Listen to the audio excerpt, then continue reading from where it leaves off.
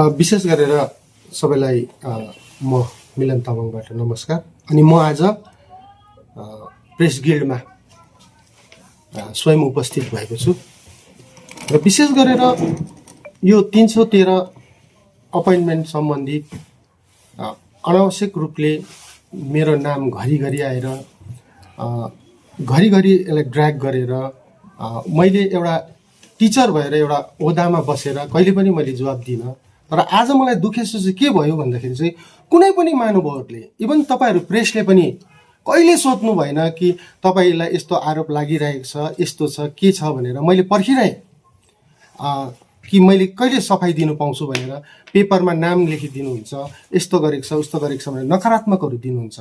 र आज म के भन्नु आएको छु भने यहाँ चाहिँ तपाईँहरू सबैलाई यो जनाउन चाहन्छु कि जुन 313 मा मेरो नाम लिएर अननेसेसरी ड्र्याग गरेको छ, यसको म एक्सप्लेनेसन दिन चाहन्छु। सबभन्दा पहिला यो क्लियर गर्न चाहन्छु त्यो के भने 313 को अपोइन्टमेन्ट चाहिँ 19 सम्म सकिएको थियो र त्यो पछि चाहिँ 2020 को फेब्रुअरी महिनामा मात्र एउटा नोटिफिकेसन निक्लेको छ। मैले यो लिएर आएको छु र यो नोटिफिकेसनमा 10 जनाको नामहरू छ, तपाईँहरूले हेर्न सक्नुहुन्छ। 10 जनाको नाम छ, प्रिन्सिपल सेक्रेटरीले दिनुभएको र यसमा क्लियरली लेखेको छ 10 जना नामहरूमा तपाईँहरूले पढ्न सक्नुहुन्छ या यो पहिल्यै पनि उनीहरूले हालिदिइसकेको छ, सार्वजनिक गरेको छ अघि। र त्यसमा चाहिँ के भनेको छ भने the committee will verify the claims of the volunteer teachers and the relevant records documents lying with the respective school and submit the report to the education department GTA for further action.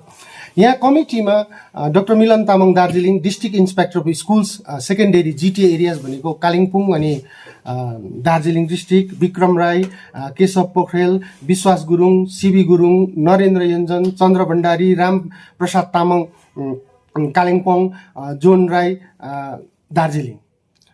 र हामीलाई एउटा notification आयो र notification जिटीबाट आएपछि यी व्यक्तिहरूलाई लिएर एउटा भेरिफाई गर्नु भनेर आएपछि चाहिँ यसको पछि लगत्तै पछि चाहिँ 1 महिना पछि भनौँ झन्डै मार्च महिनामा हामीले चिठी पायौँ कि एक्जिक्युटिभ डाइरेक्टरकोबाट कि यी व्यक्तिहरूलाई भन्नुभयो उहाँहरूले meeting of verification committee in reference to the office order number यति डेटेड यति तपाईँहरूले देख्न सक्नुहुन्छ। प्रिन्सिपल सेक्रेटरीको अर्डर अनुसार चाहिँ एउटा इम्पोर्टेन्ट मिटिङ छलफल गर्नलाई चाहिँ लुई जुब्ली कम्प्लेक्समा एक्जिक्युटिभ डाइरेक्टरको उसमा चाहिँ एडुकेसन डिपार्टमेन्टमा चाहिँ मिटिङ आयोजना गरिएको थियो र त्यसको मिटिङकाहरू सबै हामीले रेजोल्युसन्स राखेका छौँ। सबै के भन्छ म प्रेसिडेन्ट कसरी भए त्यसका रेजोल्युसनहरूदेखि लिएर मिटिङका एजेन्डाहरू हामी सबै राखेर त्यहाँपछि भेन्यूहरू छान्ने गऱ्यौँ। भेन्यूहरू गरिसकेपछि सबै मिलाएर के चाहिन्छ क्राइटेरिया के गर्ने भनेर सबै मिलाएको सबै प्रमाणहरू मेरोमा छ, सबै राखेको छु मैले। त्यो पछि चाहिँ तपाईँहरूले याद गर्नुहोस्, त्यो पछि हामीले के गर्यौँ भनेदेखि चाहिँ यो जति पनि जग्गाहरू हामीले सेलेक्ट गरेमा 1-2वटा जग्गा बदली भयो किनभने कोरोना परेको थियो, क्वारेन्टाइन सेन्टर थियो, त्यसलाई पनि हामीले जनाएर रेजोल्युसनै लिएर सबै गरेका छौँ। र त्यसलाई डिआई दार्जिलिङ, डिआई कालिम्पोङ मैले सही गरेर उहाँहरूलाई दिएको छौँ। र हाम्रो काम चाहिँ के थियो भन्दाखेरि चाहिँ हाम्रो काम चाहिँ headmasters yeah HOI head of the institutions अनि म्यानेजिङ कमिटीले नाम दिएपछि उहाँहरूलाई हामीले टास्क दिएको छौँ। नाम पोस्ट सबै दिनुपर्ने तपाईँहरूले हेर्न सक्नुहुन्छ। दिएपछि चाहिँ त्यो चाहिँ आएर चाहिँ ममा आएपछि मैले या कसैले पनि रिकमेन्ड गर्यो भनेपछि त्यो डिए अफिसमा गएर डिए अफिसबाट एक्जिक्युटिभ डाइरेक्टर एडुकेसनमा गएर चाहिँ त्यो नामहरू हामीले आएर चाहिँ उनीहरूलाई बोलाउँथ्यौँ। र एउटा कुरो याद गर्नुपर्छ, तपाईँहरूले जति पनि अहिले भाइरल हुँदैछ, मलाई उ गर्ने चेष्टा गर्दैछ क्यारेक्टर एसासिनेसन, त्यहाँ यतिजनालाई चाहिँ डाक्टर तामाङले चाहिँ मिलन तामाङले चाहिँ यसो गरेर चाहिँ काममा हालेको छ भन्ने आरोपहरू लाउँछ। र मैले भनेको छु तपाईँहरूलाई म यहाँबाट सिधा भन्दैछु कि मैले दिएकोमा त्यहाँनिर तपाईँ लेख्नुहुन्छ रिकमेन्डेड भनेको छु, रिसिभ भनेको छु, या वाट एभर लेखेको छु भनेपछि त्यो कामको लागि होइन। उहाँहरूले दिएको नामलाई नै मैले कमिटीमा राख्ने अनुमोदन गरेको छु, यो बुझ्नुपर्छ। अनि त्यो आएर डिपार्टमेन्टबाट नाम आएपछि उनीहरू भेरिफाई भयो कि भएन, उनीहरू भेरिफिकेसन कमिटीको अगाडि उभिए कि उभिएन, उनीहरूको लागि रिकमेन्ड भयो कि भएन, यो भन्ने कुराहरू आज अनभिकर रहेको छ। र मलाई चाहिँ के लाग्छ भनेदेखि चाहिँ आज 313 र नयाँ जुन 2020मा 19को 313 को, किनभने त्यसको कमिटी त अगाडि बनेको थियो होला, भेरिफिकेसन कमिटीहरू। यदि आज जसरी मैले आज देखाउँदैछु त्यसमा त्यो भेरिफिकेसन कमिटीमा कसले गरेर अपोइन्टमेन्ट कसले गरेको छ त्यसमा मिलन तामाङको नाम छ भनेदेखि, अनि 2020मा जहाँ चाहिँ भेरिफिकेसन हाम्रो कम्प्लिट हुन सकेन, यसका कारण चाहिँ के थियो भन्दाखेरि चाहिँ 20 को लगभग हामीले सेप्टेम्बरदेखि सुरु गरेका थियौँ, तर कोरोनाले गर्दाखेरि त्यो हुनु सकेन। कति ठाउँ भयो, माने कलेक्ट मात्रै गर्दै थियौँ हामीले, कति ठाउँ हुनु सकेन। त्यो गर्दा नगर्दै 21 आउँदै तपाईँको 1 वर्ष जस्तो डल्लै लकडाउन भयो। कुनै पनि विद्यालयमा बोर्ड परीक्षाहरू भएन, एचएसहरू भएन। त्यसले गर्दाखेरि त्यो लम्बिएर गयो। अनि त्यो गर्ने, हेर्ने, हामीले उनीहरूले दिएको पोस्टहरू छान्ने केही पनि भएन। र त्यो त्यतिकै नै त्यो खारिज भयो। खारिज भयो भने सबमिटै हामीले गऱ्यौँ न। त्यो सम्पूर्ण दस्तावेजहरू मसँग सुरक्षित छ, कसैले पनि तपाईँले हेर्नु सक्नुहुन्छ। आज बार मिलन तामाङलाई कि यो माने यतिले दिएको रिकमेन्ड गरेकोले काम पाउँछ, काम पायो, यसरी कसरी हाल्यो, यो त तपाईँहरूले कानुनी लडाइँ लडेर उयो गरेर तपाईँहरूले पाउन सक्नुहुन्छ। तर यसरी आरोप लाएर मात्रै होइन। अब चाहिँ मैले बहुत सहे, अब चाहिँ मैले सहेको छु। अब जति पनि तपाईँहरूले आरोप लाउनुहुन्छ, घरि बिएडको के छ कसो छ, प्रोसेस छ नि त। हेर्नुहोस्, शङ्काको दबाई छैन भन्छ, तर छ। तपाईँमा मनमा शङ्का लाग्यो भनेदेखि आमालाई पनि बाउलाई पनि तपाईँहरूले शङ्का गर्नु सक्नुहुन्छ, म उसैको छोरा हो भनेर। तर त्यसको पनि आज दबाई छ। शङ्कालाई हामी निभाउनु पर्छ, किनभने हामीले डिएनए टेस्ट गऱ्यौँ भनेदेखि चाहिँ प्रमाण पाइन्छ। त्यसरी नै आज म माथि तपाईँहरूको शङ्का छ भनेदेखि, उनले दिएकोमा गरेको छ भनेदेखि तपाईँहरूले केस फाइल गर्नुहोस्, तपाईँहरूले आरटिआई गर्नुहोस्, डिए अफिसमा जानुहोस्, फल्नाले दिएकोमा पोस्ट थियो कि थिएन, कतिजनाले पायो भनेर भन्नुहोस्, या उसले दिएको यस्तो गरेको छ भनेर प्रमाण दिनुहोस्। सम्बन्धित विभाग छ, उहाँहरूले जाँच गर्छ कसरी गर्यो, के गर्यो। तर यसरी आज व्यक्तिगत लाज नलाएर यसलाई पनि मुछेर, आज 313लाई पनि यसैमा मुछेर, भेरिफिकेसन मुछेर गर्दाखेरि चाहिँ यहाँको समस्या चाहिँ मलाई लाग्छ शैक्षिक समस्याहरू बडा जटिल भएर जान्छ। हामीले राम्रोसँगले यसलाई सोच्नुपर्छ। म खुल्ला छु, म तपाईँहरूको अघि आएको छु। म हरेक कुरो मैले तपाईँहरूलाई भन्छु। कोही पनि महानुभावहरू, नेतृत्वबिन्दुहरू, कुनै पनि राजनैतिक दलका नेतृत्व हुनुहुन्छ या इन्भेस्टिगेटिभ उहरू हुनुहुन्छ, तपाईँहरू आएर मलाई सोध्नुहोस्, हेर्नुहोस्, उहाँले लगाएको आरोपहरूलाई मलाई एउटा मौका दिनुहोस्। नभएदेखि तपाईँहरूले मौका दिनुहुन्न भनेदेखि पनि केस गरिदिनुहोस्। म law has take its own course.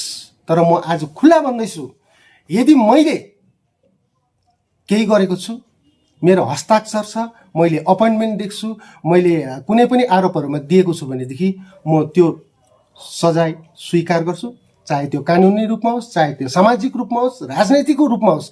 तर यदि त्यो प्रमाणित गर्नु सकेन भनेदेखि चाहिँ मैले लाज नलागेको जुन यातना भोगेको छु, मैले 31 वर्षसम्म पढाएका विद्यार्थीहरू आज यति उच्च ओहदामा पुगिसकेका छन्, उहाँहरूको निम्ति म एउटा सोच हो, एउटा आदर्श हो भनेदेखि त्यसलाई पनि मैले आफ्नो उसमा लिएको छु। र म अब चाहिँ फेरि पनि तपाईँहरूले यो कुरो उठाउनुहुन्छ भनेदेखि चाहिँ म कुनै पनि कानुनी सहायता लिनु म पछि हट्ने छुइनँ।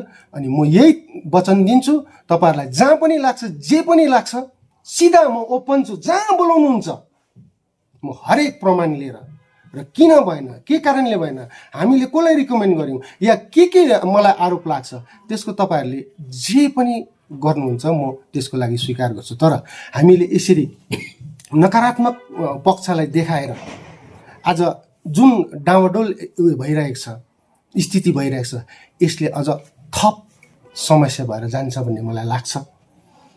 यो कुरोले जुन उठाउनु हुँदैछ, यसरी राख्नु हुँदैछ, नकारात्मक पक्षहरू राखिँदैछ, कतिवटा भएला। तर मेरो सुझाव चाहिँ के भनेदेखि हामी सबैले यति बेला सबै यो यस्तो बिर्सिएर कुनै पनि एउटा नयाँ सिस्टम राखेर, एक पक्षले भन्छ आज कुनै दैलो थिएन, सिस्टम थिएन, कसैले भन्छ चोर दैलो छ। आज हामी सबै मिलेर कहाँ भुल भएको छ, आरोप र प्रत्यारोप छोडेर यो दैलो छैन र चोर दैलोलाई आज मूल दैलो बनाऊ न, मूल दैलो बनाऊ, अनि रुल्स रेगुलेसन राम्रो राखेर बुट्टादार बनाऊ। अनि हामीले सक्यौँ भनेदेखि भोटे तालचा पनि खोजौँ र हाम्रो भावी पिँढी र शिक्षित जमातको लागि हामीले एउटा बाटो सुगम गरौँ। यो पोजिटिभिटी र यो सोच राख्नुपर्छ। तर एक दुईजनालाई नकारात्मक देखाएर आज हामीले शिक्षा व्यवस्थामा आज यत्रो धेरै टिचरहरूले गरिएको योगदानहरू छ, धेरै धेरै छन् त्यस्ता जसको आज परिवार रोइरहेको छ, जसको आज विद्यालयमा प्रधान अध्यापक अध्यापिकालाई विद्यार्थीको स्कुलको चिन्ता छ, नानीहरूलाई सरको चिन्ता छ। यो पनि एउटा मलाई एउटा जल्दो बल्दो समस्या लाग्छ। र म आज यसरी तपाईँहरूको अघि किन आएको भन्दाखेरि चाहिँ यो जुन सोच तपाईँले राख्नु भएको छ नकारात्मक मप्रति, आउनुहोस्, खुला रूपले सोध्नुहोस्, अनि जहाँ तपाईँलाई चित्त लाग्दैन, जहाँ तपाईँकोमा प्रमाण छ, म त्यसको लागि सहर्ष स्वीकार गरेको छु। तर मेरो कारणले गर्दा मलाई व्यक्तिगत देखाएर यो शिक्षित जमात र जो शिक्षकहरू छ उनीहरूले पनिसमेन्ट नपाओस्। सर, जुन चाहिँ भन्नुभयो नि तपाईँले, अब 313 मा तपाईँको कुनै उयो नै छैन, अब सरोकार नै छैन हजुर भन्ने जुन चाहिँ स्टेटमेन्ट दिनुभयो। तर जुन आरोप लगाएको छ नि एउटा समाजको एउटा ठुलो व्यक्ति नै भनौँ न, गोर्खा जनमुक्ति मोर्चाको एक समयको शक्तिशाली पार्टीको अध्यक्षले तपाईँमाथि आरोप लगाउनु भएको हो है। र 2019 मा 313 ले अपोइन्टमेन्ट पायो भने चाहिँ त्यो अपोइन्टमेन्ट पाउनु अगाडि यस्तै भेरिफिकेसन कमिटी त बनिएको थियो होला नि त, त्यसमा चाहिँ तपाईँ हुनुहुन्थेन? मैले भन्दैछु त 2020 मा मात्रै म यहाँसँग संलग्न छु, मलाई जिम्मेवारी सुम्पियो। यदि आज तपाईँको प्रेसको अगाडि भन्दैछु त्यसको लागि पनि त भेरिफिकेसन कमिटी बन्यो होला, हो कि होइन भन्नुहोस् त? त्यसको अगाडि पनि त भेरिफाई गरेर त गरेको होला। अन्त यसरी मैले जस्तै भेरिफिकेसनमा को थियो त्यो सार्वजनिक गरिदियोस् न, उहाँहरूले प्रमाण दियोस् न। अनि त्यहाँ डाक्टर मिलन तामाङ छ भनेदेखि तपाईँले मलाई केस गर्नुहोस् न। मैले भन्दैछु त, मेरो संलग्नता त्यहाँ देखाउनुहोस्।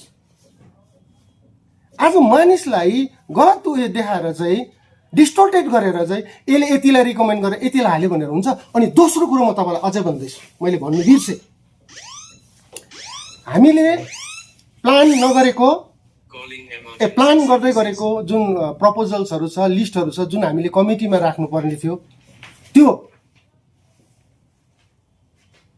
मेरो अफिसबाट चोरी भएर अनअथराइज रूपमा त्यसलाई भाइरल गरेको छ।